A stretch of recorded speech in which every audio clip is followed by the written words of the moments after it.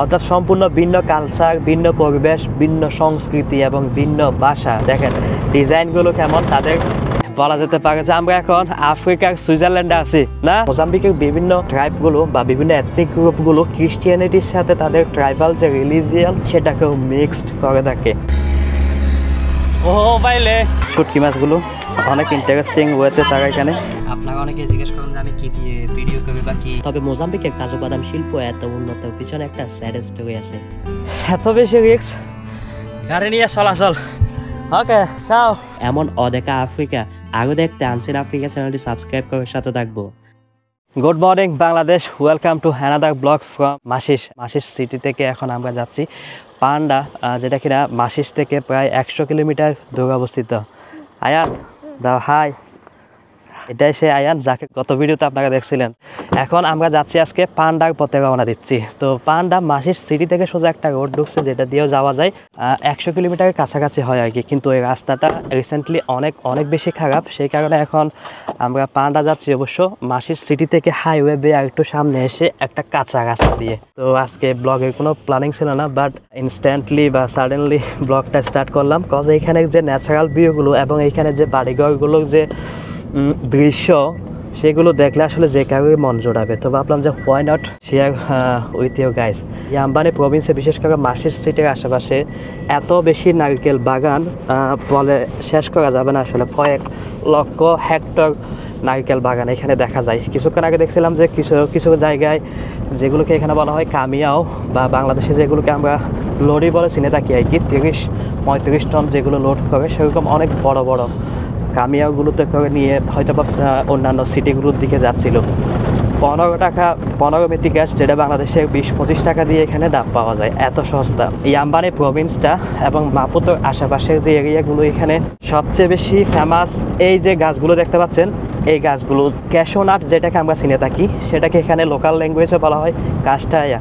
কাজু বাদাম ইস্ট এবং সাউদার্ন আফ্রিকার শীর্ষ কাজু বাদাম উৎপাদনকারী দেশ মোজাম্বিক। কৃষি নির্ভর দেশ মোজাম্বিকের 40% কৃষকরাই কাজু বাদাম চাষ করে থাকে। মোজাম্বিক ব্যাংকের তথ্য মতে 2022 সালের $51.7 মিলিয়ন কাজু বাদাম রপ্তানি করে ইউরোপ, আমেরিকা, চায়না, ভারত সহ বিভিন্ন দেশে। কোয়ালিটি প্রোডাকশন এবং আইডিয়াল প্রসেসিং এর কারণে বিশ্বের অন্যান্য দেশগুলোর মতো মোজাম্বিকের কাজু বাদামের মানও শীর্ষ পর্যায়ে।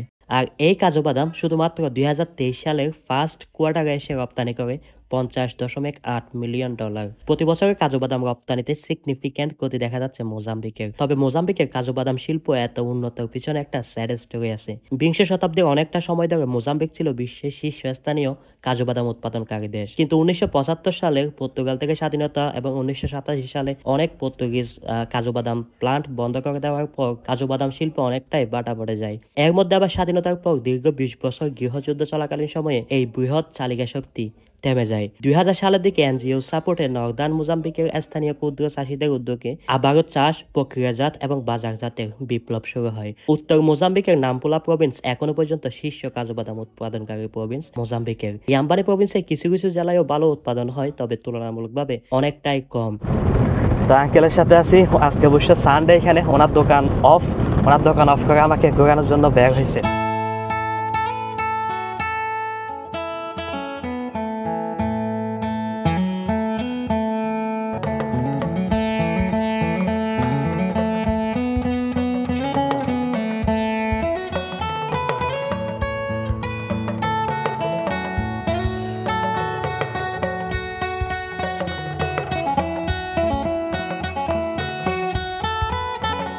এই সাইডে আসলে মানুষের কালচারটা সম্পূর্ণ ভিন্ন। দেখতে পাচ্ছেন বাড়ির যে ডিজাইনগুলো, এগুলো আমরা সিমুই বা মানিকা প্রভিন্স এরিয়াতে যেভাবে দেখছিলাম তার সম্পূর্ণ ভিন্ন কিছু কালচার এবং ভিন্ন কিছু ডিজাইন এবং আর্কিটেকচারগুলো ভিন্ন। তো আমরা অনেক সময় লাস্ট ভিডিওসগুলোতে হয়তো বা দেখছি কুড়েঘরগুলো ছোটো ছোটো যেগুলো কিনা দেখতে অনেকটাই কটেজের মতো দেখা যেত, কিন্তু এইখানেও সেরকম কুড়েঘরগুলো আছে, বাট যার ডিজাইনগুলো একটু এক্সেপশনাল। অর্থাৎ সম্পূর্ণ ভিন্ন কালচার, ভিন্ন পরিবেশ, ভিন্ন সংস্কৃতি এবং ভিন্ন ভাষা। যেমন মানিকা প্রভিন্স বা তেত প্রভিন্স আপনারা দেখছিলেন, যেগুলো ছিল আপনার সোনা উপজাতি বা এথনিক গ্রুপের লোকগুলো ছিল, সেনা উপজাতিরা ছিল। কিন্তু এই সমস্ত এরিয়াসগুলোতে বিশেষ করে টোঙ্গা পিপল বা টোঙ্গা উপজাতিদের আনাগোনা বেশি, এবং তাদের যে লোকাল ল্যাঙ্গুয়েজ সেটাও কিন্তু টোঙ্গা ইনফ্লুয়েন্সড। তো বলা হয়ে থাকে এখানে যে টোঙ্গা জনগোষ্ঠীগুলো বসবাস করে থাকে, বলা হয়ে থাকে তাদের অনেক অনেক পূর্বপুরুষরা, যেগুলো কিনা খ্রিস্টাব্দ 10-15 সনের দিকে ইউরোপিয়ান প্রজন্ম এখানে আসছে। যেমন পর্তুগাল শাসিত দেশ ছিল এই মোজাম্বিক, তো সেভাবে কোনো না কোনোভাবে ইউরোপিয়ান প্রজন্মের মানুষ এখনও এখানে বসবাস করে, কিন্তু যুগের পর যুগ শত শত বছর পার হতে হতে তাদের যে ঐতিহ্য, তাদের জাতিগত যে ভাষাগুলো ছিল সবগুলো আসলে চেঞ্জ হয়ে গেছে। এখন অরিজিনটা ভুলে গেছে তারা। হয়তোবা খ্রিস্টাঙ্গ দেখা যায়, যদিও তাদের বংশ পরম্পরায় পূর্বপুরুষ বা পূর্বজনরা ছিল এখানে শ্বেতাঙ্গ। দেখতে পাচ্ছেন এখানে তারা অবশ্য খ্রিস্টিয়ানিটি দেখা যায়, কিন্তু এগুলো এথনিক গ্রুপ বা তাদের ট্রাইবাল কিছু রিলিজিয়ন তারা ফলো করে থাকে। এটা দেখা যাচ্ছে আজকে রবিবার, তারা এখানে গির্জায় আসছে প্রার্থনা করার জন্য, একটা প্রার্থনালয়ে আসছে তারা। মোজাম্বিকের বিভিন্ন ট্রাইবগুলো বা বিভিন্ন এথনিক গ্রুপগুলো খ্রিস্টিয়ানিটির সাথে তাদের ট্রাইবাল যে রিলিজিয়ন সেটাকেও মিক্সড করে থাকে। তো আমরা অবশেষে কাঁচা রাস্তা থেকে উঠলাম পাকা রাস্তায়। দেখেন ডিজাইনগুলো কেমন, তাদের ডিজাইনগুলো জাস্ট দেখার মতো। আসলে লাস্ট ভিডিওতে আপনারা হয়তো বা শুনছিলেন যে এই সমস্ত এরিয়াসগুলোর যে জনসংখ্যা তারা আসলে কৃষি নির্ভর না, তাদের কর্পোরেট জব নির্ভর তাদের ইনকাম সোর্স এবং তাদের জীবিকাটা। যার কারণে এই সমস্ত এরিয়াসগুলোতে যখন যারা এখানে বিজনেস করে থাকে, দোকান বা গ্রোসারি শপসগুলো আছে, তাদের ম্যাক্সিমাম ক্ষেত্রে দেখা যায় কেনা বেচা হয়ে থাকে মাসের শেষের দিকে বা মাসের লাস্টের দিকে যখন বেতন পায় তখনই আসলে বেচাকেনা একটু জমজমাট হয়ে ওঠে। অন্যান্য সময়গুলো একটু ডাউন চলে, কিন্তু যে সমস্ত এরিয়াতে কৃষি নির্ভর জীবিকা সেখানে মোটামুটি প্রায় সময়ই থাকে। বিশেষ করে যখন এখানে কম্পায়া বলা হয় কি, যেটাকে আমরা ক্যাম্পেইন হিসেবে চিনি, ভুট্টা, তিল, এই সমস্ত ফসলগুলোর যে সিজনগুলোতেই বেচাকেনা হয়ে থাকে বেশি। তো এটা হচ্ছে শহীদ মিনার ওমেনির। আমরা এখন ওমেনি যে ডিস্ট্রিক্ট, এই ডিস্ট্রিক্টের বাজারটা ওই পাশে পড়ছে, যদিও ওদিকে দেখার মতো তেমন কিছু নাই। That's for year passing. এটা হচ্ছে গভর্ন, মানে অনেকটা আমরা পৌরসভা অফিস বলতে পারি এক প্রকার। তো এটা একটা পার্ক যেখানে স্থানীয়রা তারা একটা রিল্যাক্স টাইম পাস করে থাকে। এটা হচ্ছে এখানে পার্টি অফিস। এখন অবশ্য যেমনটা বলছিলাম নির্বাচনী সিজন চলতেছে, তো পার্টিগুলো জমজমাট নির্বাচনী প্রচারণায় ব্যস্ত। আয়ান হাইয়া মাতালয় রোডের মাজত দিয়ে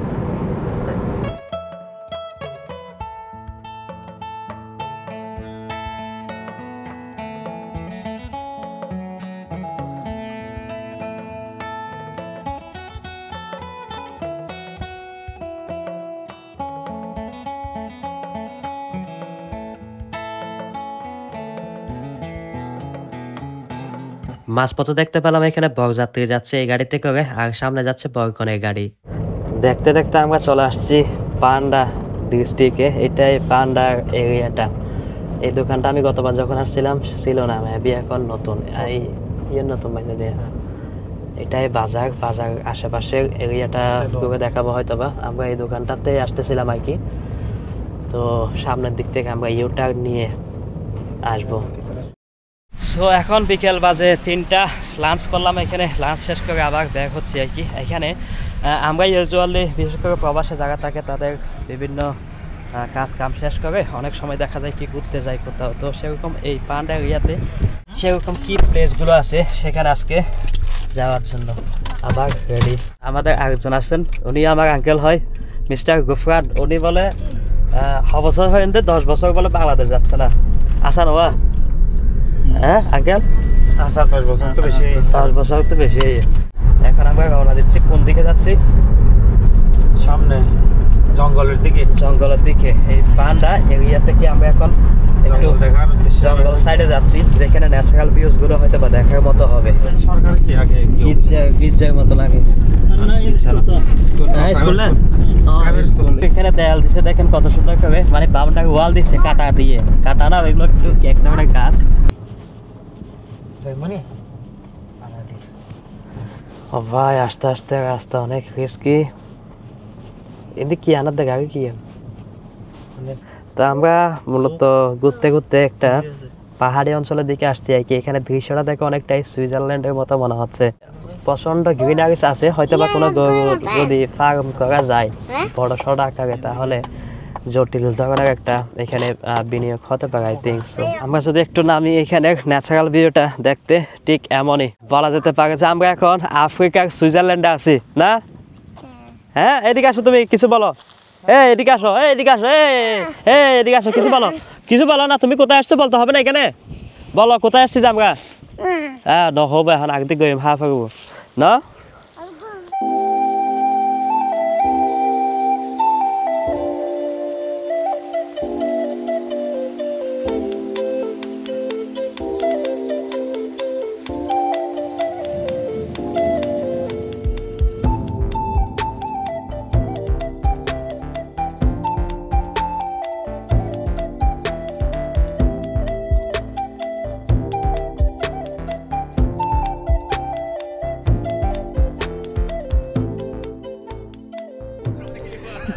গাড়ি আটকে গিয়ে এখন অবস্থা খাইল চলা গাড়ে লক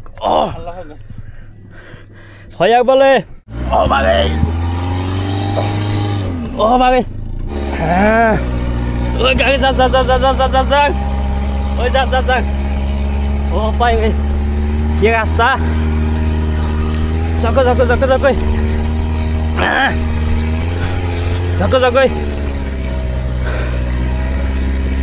এ রে ও বাগে একটা গেল বাজে গিয়ে আরে দূর ঠেলা দিবে বেশি আকর্ষ দিয়া ও ভাই চলো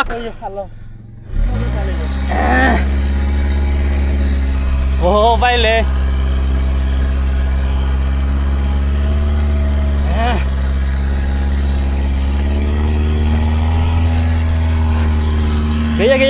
গিয়ে মাইটা বাজা তো ভাই রাস্তা সম্পূর্ণটা বালি, এখানে এত বেশি রিক্স গাড়ি নিয়ে চলাচল।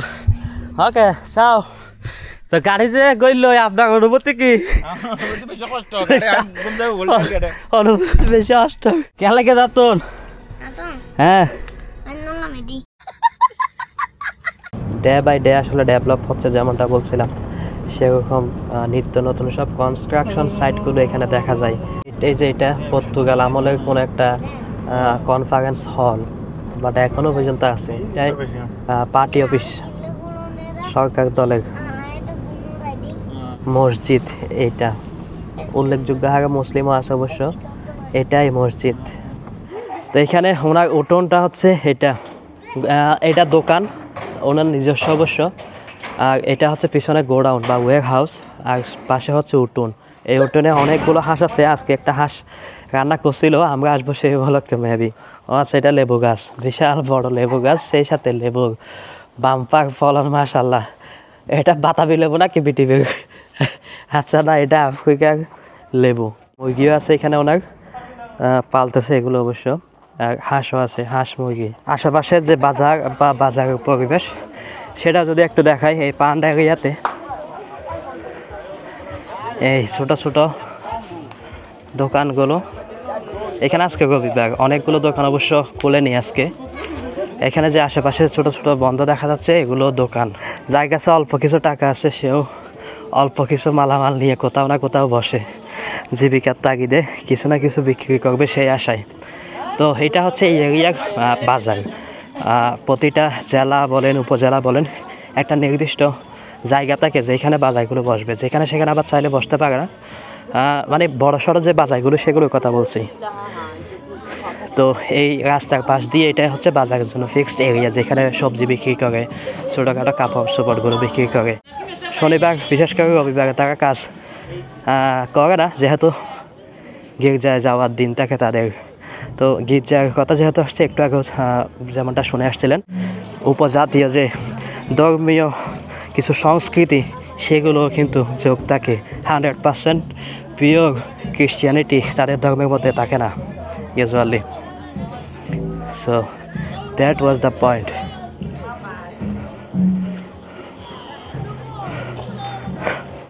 এটা একটা সেলুনের দোকান, সেলুনে চুল কাটতেছে। পাবলিক ট্রান্সপোর্ট এখানে আপনারা হয়তো বা লাস্ট ভিডিওতেও দেখছিলেন, এখানেও পাবলিক ট্রান্সপোর্টের অবস্থা এখানে বেহাল দশা। এরকম ছোটো ছোটো পিক আপগুলো যেগুলো কিনা ওপেন, এগুলোতে করেই পাবলিক ট্রান্সপোর্টেশন হয়ে থাকে। এখানে পার্কিংয়ের সিগন্যাল দেখেন, যেখানে সেখানে গাড়ি পার্ক করা যাবে না। আগেও বলছিলাম অনেক ভিডিওতে। তো এই সিস্টেমগুলো আসলে ভালো লাগে। এখান থেকে মাসির সিটির উদ্দেশ্যে যদি কেউ যেতে চায় তাহলে এইখান থেকে আবার মাইক্রোবাসগুলো আছে। এরকম মাইক্রোবাসের পিছনে কিছু এক্সটেনশন থাকে আর কি, এই এক্সটেনশনগুলো লাগিয়ে তারা মালামাল লোড করে এখানে মাইক্রোবাসের পিছনে। এক মহিলা এখানে কিছু শুটকি মাছ বিক্রি করতেছিল, দেখতেছিলাম। শুটকি মাছগুলো জাস্ট একটু দেখেন। শুটকি মাছগুলো এরকম কিছু ছোটো ছোটো বাঁশের মতো, বাঁশ না আমরা বাঁশের মতো আর কি, এগুলোর মধ্যে গেঁথে বিক্রি করতেছে শুটকি মাছ। সিমের দোকান বা বিভিন্ন মোবাইল ব্যাংকিংয়ের এজেন্ট, তাদের দোকানগুলো দেখতে এরকম ছোটো ছোটো ছোটো ছোটো ছাতার নিচে তারা স্টল টাইপের করে বসায়, সেখানে হয় লেনদেন, অনেক হাজার হাজার টাকা লেনদেনও হয়। এখানে বিক্রি করতেছে এরকম টমেটো, তারপর বিভিন্ন শাক, বিভিন্ন সবজি আর নারকেল। দেখেন নারকেল বিক্রি করতেছে কীভাবে। নারকেল এখানে সস্তায় পাওয়া যায়, 10-15 টাকা দিয়ে নারকেল পাওয়া যায়। শুটকি মাছ বিক্রি করতেছে। শুটকি মাছগুলো অনেক ইন্টারেস্টিং ওয়েতে তারা এখানে দেখেন কীভাবে রাখছে। আমরা ছোটোবেলায় আমাদের দেশে এরকম দোকানগুলো হয়তো অনেকেই দেখছি, যে দোকানগুলোতে মানে 5 টাকা 10 টাকা 20 টাকা জিনিসপাতি বিক্রি করে। এখানে আপনার জিলেট আছে, তারপর ব্রাশ আছে, টুথপেস্ট, চুলের প্যান, এইগুলো বিক্রি করতেছে এই ছোটো কি বলে খাঁচার ভিতরে। এরকম আরও একটা খাঁচা আছে এই পাশে। দোকানদার বিশিষ্ট ব্যবসায়ী এখানে চলতেছে। ফায়দা ভাই দোকানটা যদি দেখায়, এটা দেখতে ঠিক এমনই এইখানে এই অঞ্চলের দোকানগুলো। এখন অবশ্য বিকেল টাইম, তাই বেচা কেনা নাই, কিন্তু বিকেল টাইম ছাড়া বাকি সময়গুলোতে ভালো বেচা কেনা হয়ে থাকে, খারাপ না। গুড। টাকা দিছো এটা না? তাইলে টাকা ছাড়া নিয়ে যাচ্ছ তো তুমি? আমাকে টাকা দিতে বলে না। ওমা, তো তোমাকে টাকা দিতে বলো না, এই জন্য তুমি নিয়ে যাও যে সব কিছু? হ্যাঁ। আচ্ছা। That was the video from Panda district, Mashish city, Yambani province, Mozambique দেশ, আফ্রিকা মহাদেশ। কেমন উপভোগ করলেন অবশ্যই কমেন্ট করে জানাতে বলবেন না। চ্যানেলটা এখনো যারা সাবস্ক্রাইব না করেন অবশ্যই সাবস্ক্রাইব করে সাথে থাকবেন। আনসিন আফ্রিকা 2 লক্ষ পরিবার এখন, আর ফেসবুকে সাইড দ্য অফিসিয়াল 4 লক্ষ পরিবার হওয়ার কাছাকাছি। দেখা হচ্ছে নেক্সট ভিডিওতে নতুন কোনো দৃশ্য নিয়ে আফ্রিকার ভিন্নধর্মী এক সফর থেকে বা সিরিজ থেকে। বাই। তো যাওয়ার পথে এখানে আমরা কয়লা নেওয়ার জন্য দাঁড়াইছি। এখানে রাস্তার মধ্যে রাখছে, যদি কারো প্রয়োজন হয় তাহলে গাড়ির হর্ন দিবে আর মালিক আসবে। ওই যে আসতেছে মালিক। 250 মেথিকাশ কয়লা। ভাই দাও, আপনারা অনেকে জিজ্ঞেস করেন যে আমি কি দিয়ে ভিডিও করি বা কি গিয়ারসগুলো ইউজ করে থাকি। DJI Osmo Pocket 3 এটা আছে, সাথে মাইক্রোফোন DJI Mic 2 আছে, পাশাপাশি Action 4 আছে, DJI Action 4। এই দুটা দিয়ে ভিডিও করি ম্যাক্সিমাম ক্ষেত্রেই। পাশাপাশি আছে আমার এখানে iPhone 13 Pro Max আছে একটা, এটা দিয়ে ভিডিও আগে করতাম, এখনও কিছু কিছু ক্ষেত্রে প্রয়োজন হয় তখন করি। এই 3টাই হচ্ছে আমার এখন রেকর্ডিং ডিভাইস।